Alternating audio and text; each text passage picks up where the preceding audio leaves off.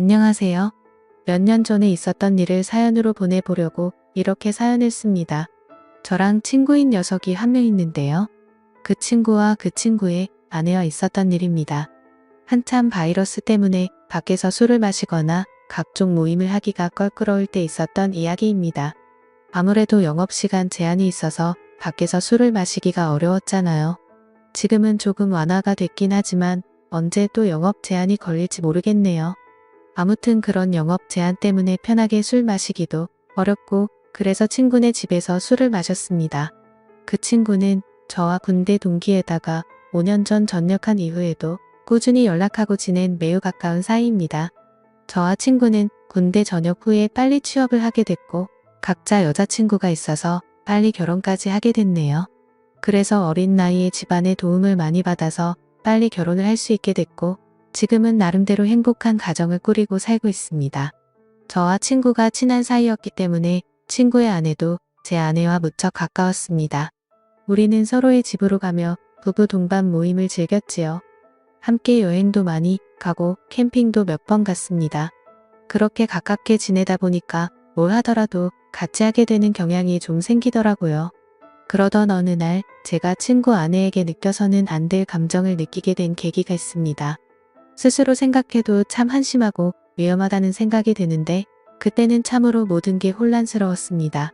문제의 발단은 한 달 전 저녁이었습니다. 우리 부부와 친구네 부부가 백화점에서 쇼핑하다가 우연히 서로를 만났고 함께 쇼핑을 하다가 저녁까지 먹게 된 겁니다. 백화점은 해운대 센텀시티에 있는 신세계 백화점이었는데 거기에 음식점이 많이 있거든요. 워낙에 백화점이 크다 보니 쇼핑하는 데에만 엄청난 시간이 걸렸고 발도 아프고 해서 따로 어디 가지 않고 백화점 안에 있는 식당가에서 함께 저녁을 먹으며 여러 대화를 이어갔습니다. 식사를 거의 다 할 때쯤 친구의 아내가 잠시 화장실에 다녀오겠다며 급히 일어서더군요.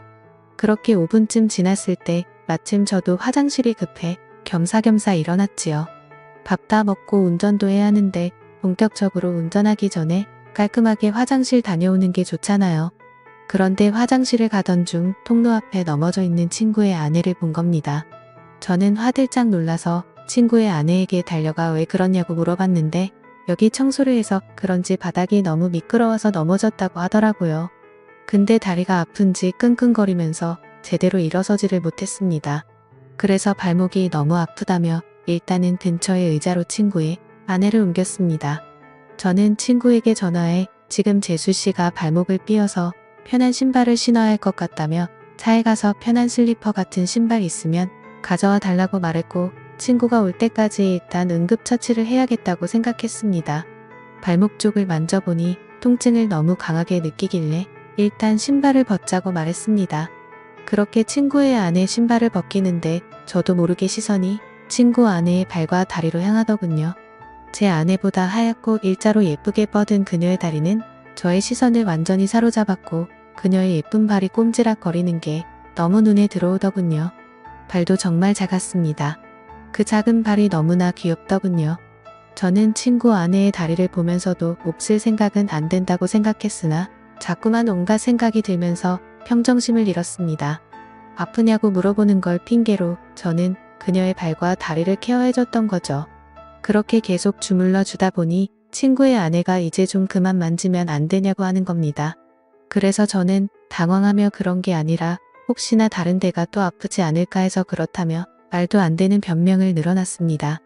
그러자 친구의 아내는 피식 웃으며 예뻐서 그렇게 만지는 거 아니냐며 웃음을 보이더군요.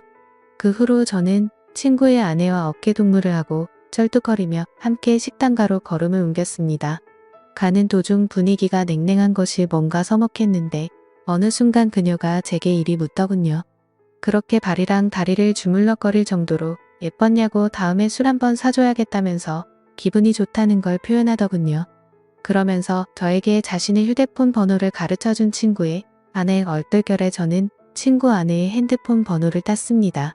친구는 어떻게 된 일인지 저희에게 물었습니다.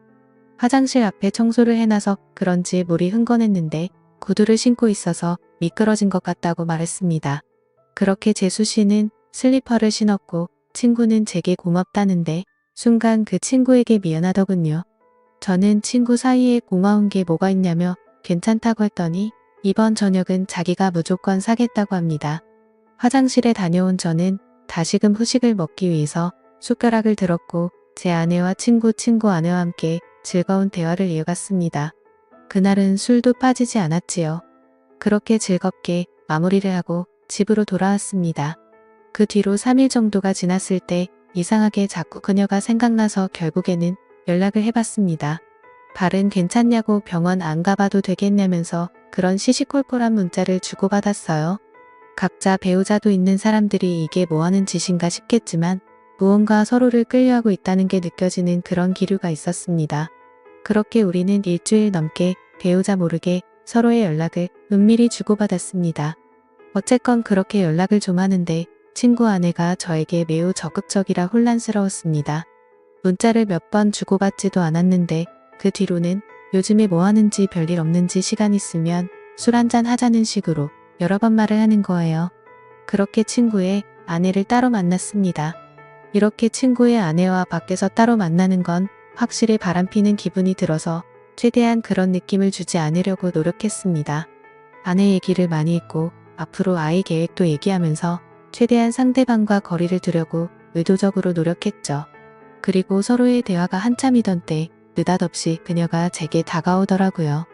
순간 너무 당황해서 너무 어이가 없고 이 사실이 믿기지 않더군요. 그녀를 마주보고 대화하던 제 얼굴은 크게 일그러졌고 친구 아내는 저를 보며 도발하는 눈빛을 날렸습니다.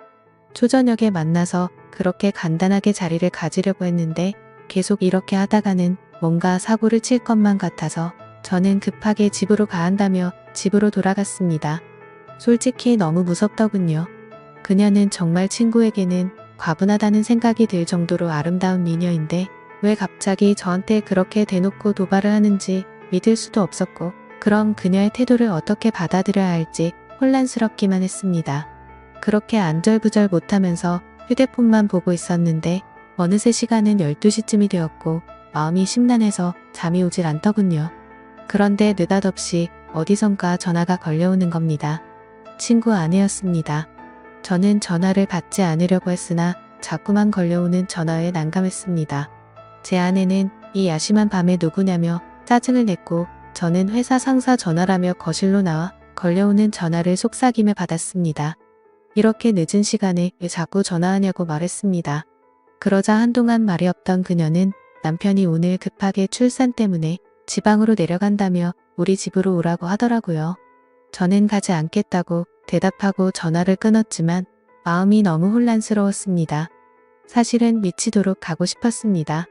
도저히 그녀의 유혹을 떨쳐내기가 쉽지 않더라고요. 앉아서 10분 동안 안절부절하며 생각만 한 것 같습니다. 이건 마치 하늘이 준 기회라고 생각했거든요. 아직 혈기왕성한 어린 나이 한 명이라도 더 경험하는 것이 하늘이 나에게 준 축복이 아닐까 하는 생각이 들었습니다.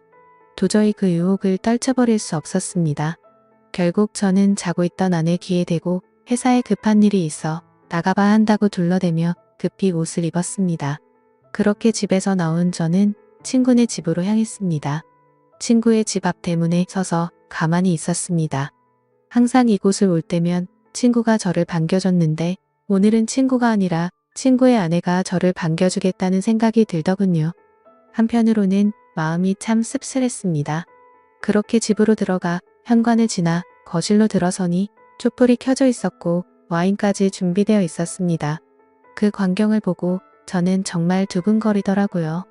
친구 아내는 예쁜 미소를 지으며 쳐다보는데 정체가 도대체 뭔지 궁금했습니다. 만반의 준비를 하고 친구의 남편을 꼬시는 여자가 정상이라고 생각이 들지 않았거든요. 저는 일단 경계하는 자세로 그녀와 이야기를 이어나갔습니다. 그녀의 이야기를 들어보니 충격적인 사실을 한 가지 알게 됐습니다. 자기가 지금 이러는 이유는 자신의 남편이 먼저 바람을 폈기 때문이라는데요. 남편은 어느 순간부터 출장을 굉장히 많이 가기 시작했고 그런 남편이 의심스러워서 남편의 휴대폰을 조금씩 봤다고 하더라고요. 근데 남편의 휴대폰에는 직장 동료와 주고받은 연락이 상당히 많았는데 그 중에 몇 명의 후배와 나눈 연락은 느낌이 많이 달랐다고 합니다. 심지어 한 명의 후배와 바람을 피운 게 아니고 여러 명의 여자와 동시에 바람을 피우고 있었던 겁니다. 그러니까 그렇게 출장을 핑계대며 항상 외박을 했던 것이었어요. 그래서 자기도 바람을 필 생각으로 저에게 도발을 했다고 말하더라고요. 그렇게 그녀의 이야기를 한동안 듣던 저는 와인에 취해 속 마음을 털어놓았고 결국 그날 이후로 친구 아내와 저는 몰래 만나는 사이가 되었습니다. 어떻게 보면 참 이상하다고 생각할 수도 있지만 서로가 연인처럼 만나면서도 친구 아내의 고민과 깊은 감정까지 주고받았습니다. 그렇게 몇 달이 지나고 여름 휴가를 받게 되는 날이었습니다. 제 친구 녀석은 아니나 다를까 여름 휴가를 받아놓고는 또 장기 출장을 핑계로 누군가와 제주도 여행을 갔더라고요. 그동안 저도 궁금해서 친구에게 이런저런 이야기를 들었는데 저에게 자신의 외도에 대한 이야기를 다 하더라고요.